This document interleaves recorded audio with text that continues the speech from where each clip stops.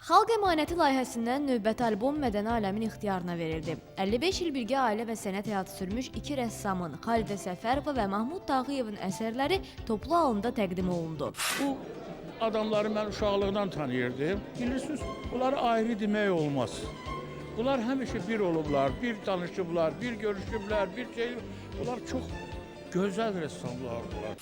Azərbaycanda rəssamlıq sənəti, yaradıcılığı mənə elə gəlir ki, qonşularımızın hamısından yaxşıdır.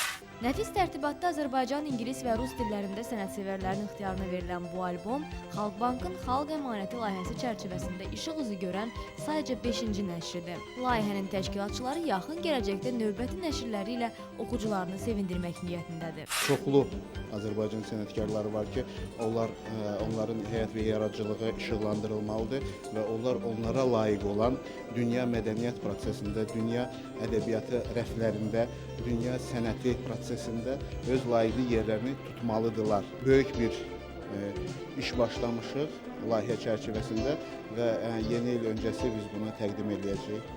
Çox maraqlı bir işdir.